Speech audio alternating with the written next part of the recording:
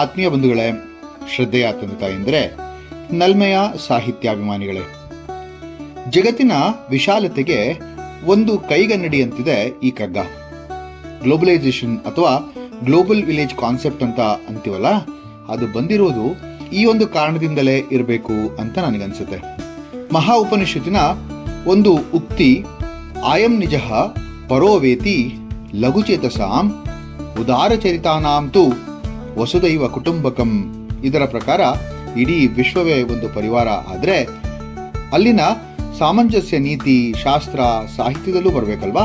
ಅದು ಬಂದಿದೆ ಎಂದರೆ ಅತಿಶಯೋಕ್ತಿ ಅಲ್ಲ ಅಂತ ಅನ್ಸುತ್ತೆ ನನಗೆ.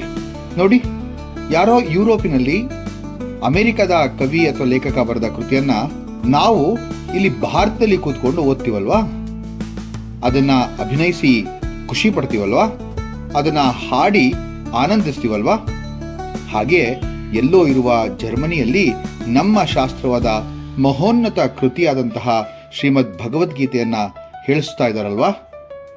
ಹಾಗೆ ಬೇರೆ ಬೇರೆ ದೇಶಗಳ ಭಾಷೆ ಮತ್ತು ಸಂಸ್ಕೃತಿಯನ್ನ ಬೇರೆ ಬೇರೆ ದೇಶಗಳಲ್ಲಿ ಅನುಕರಿಸಿ, ಗೌರವಿಸಿ, ಅನುಸರಿಸುವಾಗ ಇಡೀ ಜಗತ್ತು ಒಂದು ಪರಿವಾರ ಅಂತ ಅನ್ಸ್ಕೊಂಡ್ಬಿಡುತ್ತೆ. ಇಂತಹ ಒಂದು ಸುಂದರ ಮನೋವೈಶಾಲ್ಯತೆಯನ್ನ ಮತ್ತು ಸಾಮರಸ್ಯದ ನೀತಿಯನ್ನ ಹೇಳುವ ಕಗ್ಗವೇ ಇದು. ಈ 60ನೇ ಕಗ್ಗ ಹೀಗಿದೆ.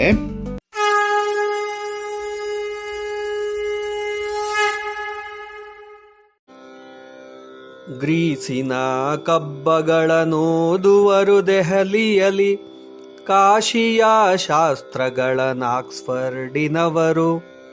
ದೇಶ ಕಾಲ ವಿಭಾಗ ಮನದ ರಾಜ್ಯದೊಳಿರದು, ಶ್ವಾಸವದು ಬೊಮ್ಮನದು ಮಂಕುತಿಮ್ಮ ಮಂಕುತಿಮ್ಮ. ನೋಡಿ, ಎಷ್ಟು ದೇಶ ಮುಂದುವರೆದು ಬಿಟ್ಟಿದೆ ಅಂತ. ಈಗಂತೂ ನಾವು ಮನೇಲೇ ಕೂತ್ಕೊಂಡು ಅಥವಾ ನಾವು ಎಲ್ಲಿದ್ರೂ ಕೂಡ ಮೊಬೈಲ್ ಮುಖಾಂತರ, ಅಂತರ್ಜಾಲದ ಅಂದ್ರೆ ಇಂಟರ್ನೆಟ್ ಮುಖಾಂತರ ನಾವು ಯಾರ ಒಂದು ಲೇಖನವನ್ನ, ಕಾವ್ಯವನ್ನ, ಕವಿತೆಯನ್ನ, ಕೃತಿಯನ್ನ ಓದಬಹುದು, ಅರ್ಥ ಮಾಡ್ಕೋಬಹುದು. ಹಾಗೇನೆ ನಮ್ಮ ಕಾವ್ಯ, ನಮ್ಮ ಕೃತಿ ಹಾಗೂ ನಮ್ಮ ದೇಶದ ಒಂದು ಸೊಗಡಿನ ಸಾಹಿತ್ಯವನ್ನ ಬೇರೆಯವ್ರಿಗೂ ಕೂಡ ತಿಳಿಸ್ಬೋದು. ತಂತ್ರಜ್ಞಾನದಿಂದ ಆಗಿದ್ದ ಅನೇಕ ಅನುಕೂಲತೆಗಳಲ್ಲಿ ಇದು ಒಂದು ಅಂತಂದ್ರೆ ತಪ್ಪಾಗಲ್ಲ. ಮನೇಲೆ ಕುಳಿತು ಹೊರದೇಶಗಳಲ್ಲಿ ಆಗುತ್ತಿರುವಂತಹ, ನಡೆಯುತ್ತಿರುವಂತಹ ಅನೇಕ ರೋಚಕ ಮಾಹಿತಿಗಳನ್ನ ನಾವು ಪಡೆಯಬಹುದಾಗಿದೆ. ಒಂದು ಸುಂದರವಾದಂತಹ ಸುಭಾಷಿತ ಹೀಗೆ ಹೇಳುತ್ತೆ, ವಿದ್ವತ್ವಂಚ ನೃಪತ್ವಂಚ ನೈವ ತುಲ್ಯಂ ಕದಾಚನ, ಸ್ವದೇಶೇ ಪೂಜ್ಯತೆ ರಾಜ, ವಿದ್ವಾನ್ ಸರ್ವತ್ರ ಪೂಜ್ಯತೆ. ರಾಜ ತನ್ನ ದೇಶದಲ್ಲಿ ಮಾತ್ರ ಪೂಜ್ಯತೆ ಒಳಗಾದ್ರೆ, ವಿದ್ವತ್ತನ್ನ ಪಡೆದಿರುವಂತವನು ವಿದ್ವಾನ್ ಅಂತ ಏನ್ ಅನ್ಸ್ಕೊಂಡಿದ್ದಾನೆ, ಆ ವಿದ್ವಾಂಸ ಎಲ್ಲಾ ಕಡೆ ಅಂದ್ರೆ ಸರ್ವತ್ರ ಪೂಜ್ಯತೆ ಅಂದ್ರೆ ಎಲ್ಲಾ ಕಡೆಗೂ ಅವನು ಪೂಜ್ಯತೆಗೆ ಅರ್ಹನಾಗ್ತಾನೆ ಅಂತ. ಹಾಗೆ ದೇಶ ಕಾಲದ ಎಲ್ಲೇ ಇಂತಹ ಒಂದು ವಿಚಾರಗಳಿಗೆ ಇರೋದಿಲ್ಲ ಅಂತ ಇದ್ದಾರೆ DVG ಅವರು. ಗ್ರೀಸಿನ ಕಬ್ಬಗಳನ್ನು ಓದುವರು ದೆಹಲಿಯಲ್ಲಿ. ನೋಡಿ, ಗ್ರೀಸಿನ ಕಬ್ಬ ಅಂದ್ರೆ ಕಾವ್ಯ.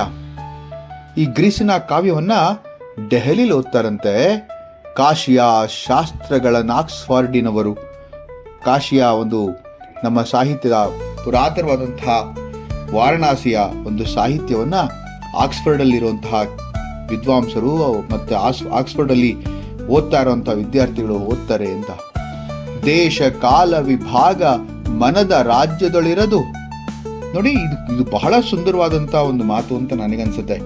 ಈ ದೇಶ, ಕಾಲ ಮತ್ತೆ ಈ ವಿಭಾಗ ಅಂತಕ್ಕಂಥದ್ದು ಈ ಮನದ ಒಂದು ರಾಜ್ಯದಲ್ಲಿ ಇರೋದೇ ಇಲ್ಲ. ಶ್ವಾಸವದು ಬೊಮ್ಮನದು ಮಂಕುತಿಮ್ಮ ಅಂತ ಅಂದ್ರೆ ಅದು ಶ್ವಾಸ ಅಂತ ಹೇಳ್ತಾರೆ, ಅದು ಉಸಿರು.